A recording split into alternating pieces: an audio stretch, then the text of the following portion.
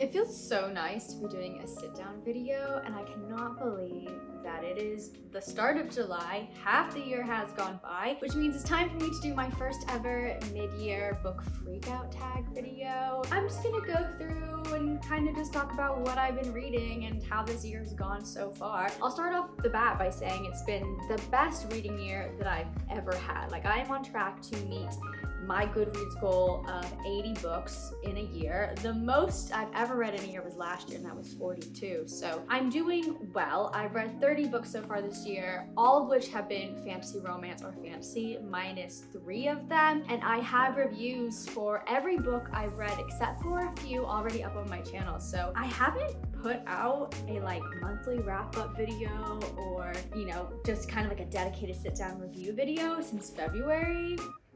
If you would like to see that, I will do it. However, I have talked about all of these books that I've read so far this year in a vlog. Like, it's up on my channel if you want to see it. But if you want to see me just chat about all the books I've read so far this year in one video with all of the juicy goss and all of my ratings, drop a comment down below and I will sit down and I will make that video for you. But today it's just little snippets. I pulled these questions from How to Train Your Gavin. He's one of my favorite booktubers. I know that he linked the original creators down below in his description box, so I'm gonna go ahead and copy and paste that into my description box. Plus he added a few booktube questions, so I thought that would be fun to answer. So go check out his video. His video is the one that inspired me to do this. I have a lot of amazing books to share with you and to talk about. My name is Ragan, by the way. I talk about fantasy and fantasy romance here on Ragan's Reads. Let's get started straight off the bat with question number 1. I have my laptop here. I wrote down all the questions, very organized. Number 1 is, how has your 2023 reading year gone so far? I pretty much answered that. It's gone really well. I am 10 books behind schedule. I should have read 40 books by now, so I'm behind. But I've had a good reading year. I've read some amazing books. I've had a lot of 4 and 5 stars. So I'm happy. I just, I always wish I was reading more because the TBR is never ending, but what's new? Okay, now getting into the book questions. I made it a goal and rule for myself to try to only use one book to answer a question only once, but we'll see how it goes. Okay, so question 2 is, what is the best book that you've read so far this year? I thought this would be harder than it was, and it's not a book that I ever thought would be my favorite I've read so far this year, but the book that came straight away to my mind is actually Children of Fallen Gods by Teresa Broadbent. This is book 2 in the War of Lost Hearts. It's so good. This series is just exceptional. I'm so happy that I picked it up. Book 1 was amazing as well, but book 2, I felt a lot of emotions while reading this book. 3 is the best sequel that you've read so far in 2023. This book was almost the answer to the first question, and this is a sequel, so it could count for this question as well, but I'm gonna go with my other favorite book of the year, which is Rule of the Aurora King by Nisha J. Tooley. This is book 2 in her, I think it's called the Sun Queen series. I'm not quite sure. Or the Uranus. I don't know. But also an indie fantasy author. Loved it. Very much inspired by A Court of Thorns and Roses, but make it adult and make it a little bit more interesting. Number 4 is a new release that I have not got to yet. It's one that just came out, and that would be A Dream So Wicked by, what's her name? Tasana Odette. Yes, this is her book 5 in her Tangled with Fae series. It's a Sleeping Beauty retelling that's new adult. I love this cover, and I saw the ballet slippers and Sleeping Beauty.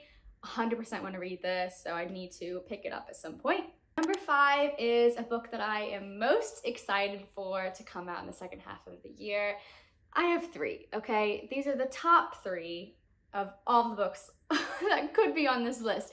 The first one that I'm most excited for would be A Curse for True Love by Stephanie Garber. I believe that this publication date has been pushed back from early September to, I think it's the 24th of October. The second one would be Throne of the Fallen by Carrie Maniscalco. This is following Prince Pride, I believe, from her Kingdom of the Wicked series, which I adore, so I'm very excited for this. That releases on October 3rd, and then coming out on December 12th is Gold by Ragan Kennedy, which is the final book in the Plated Prisoner series. Number 6, my biggest disappointment so far this year, without a doubt, has to be Bewitched by Laura Thalassa. This was on my most anticipated reads for the year video that I put out at the beginning of 2023 back in January. Really disappointed by this. I expected so much more from this author and from this world. Like, it follows this witch at this academy and she awakens an ancient god. It just wasn't well done, and that's a shame because I like her other work. So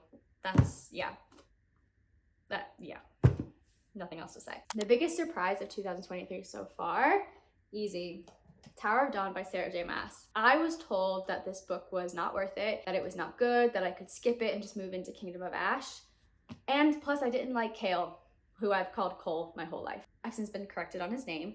However, I did not like his character at all. And I just was confused why Sarah J. Maas would give us a book from his POV. She completely changed my mind about him, just like she did with Nesta, and I devoured this. It was one of my favorite books in the series, and there are so many good books in the series. So the fact that this one is up there, 5 out of 5 stars. Number 8 is a favorite new author, new to me, or a debut author. Easy, Teresa Broadbent, Daughter of No Worlds. I'm shocked that an indie author like her has not been picked up by a publishing house, because she's exceptional at what she does. Her craft is amazing, her world building, her writing style, her character development, it all is so fluid, it makes sense, it's intriguing, it's thought-provoking, it's emotional. I really can't give her like higher higher accolades here, because she's so good.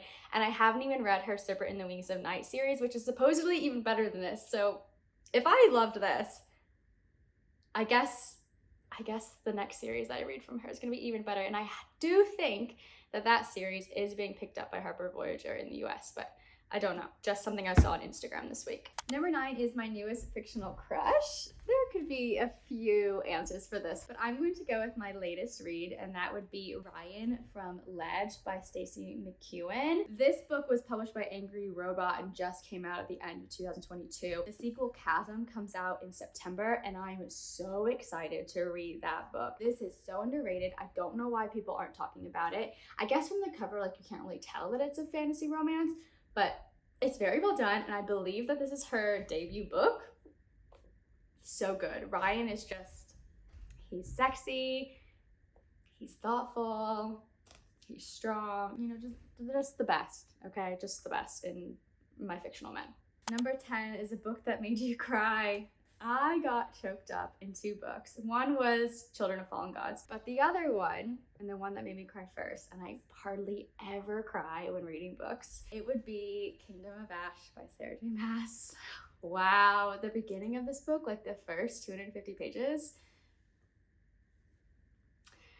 Aileen is going through some stuff in this book.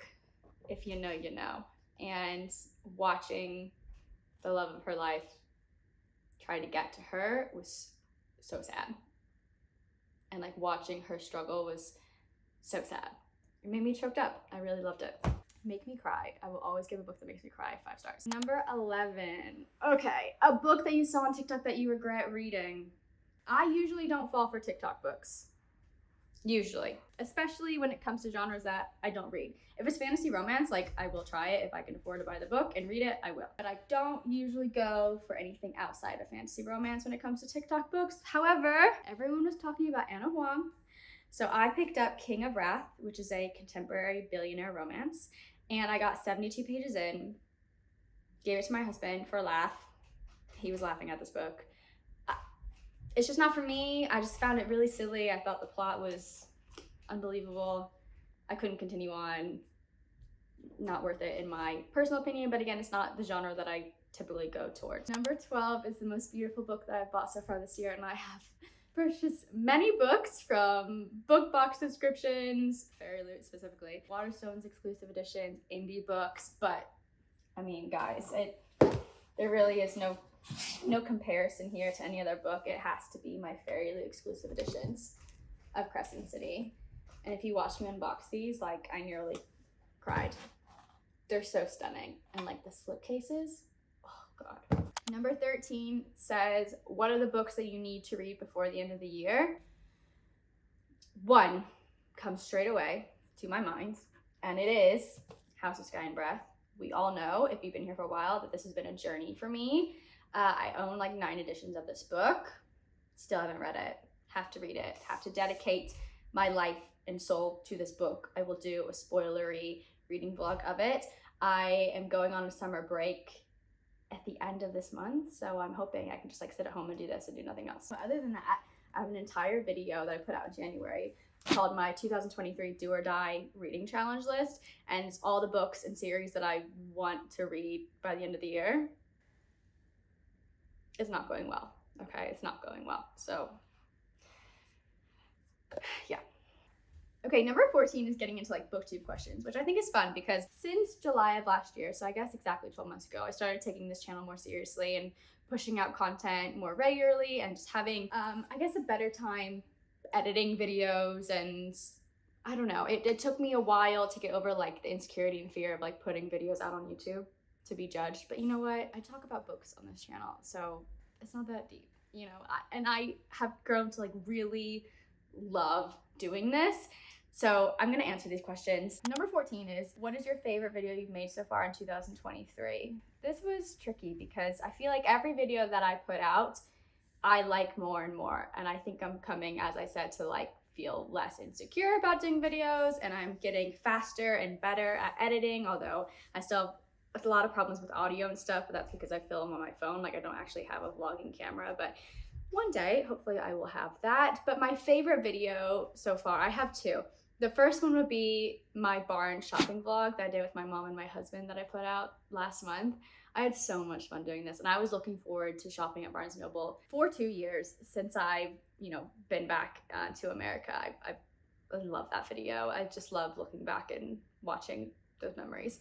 And then the second video that I loved was my blind book swap with my friend Brittani, who I met here through BookTube. That was so much fun, and editing that video was a blast because I got to watch and relive the last 3 months of that adventure because it took 3 months to film. And I love Brittani, I love that book. It was such a special video, and it really showcased how this community comes together. Like I never would have met her. She lives in Texas. We didn't know each other. We just like found each other on YouTube and then ended up becoming book besties. Number 15 is a video you thought you would flop but did well.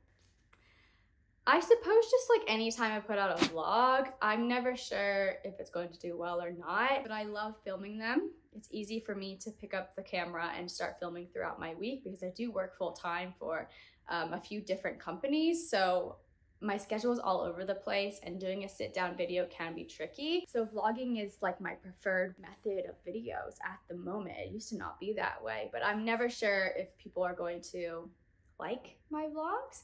So if you like them, please let me know in the comments. If you don't like them, if you want more sit down videos, also let me know and I will prioritize that.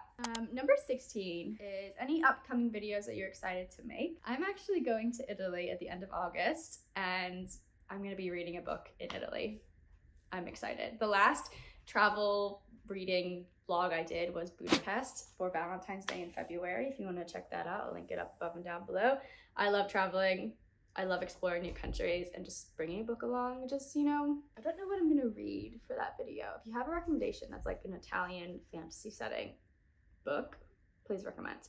The last question listed is any channel goals before the end of the year. I do have some goals, but I feel like if I say them out loud, like I'll jinx them. However, one goal that I have been talking about for months is starting and launching my Outlander readathon. That's going to happen sometime in September.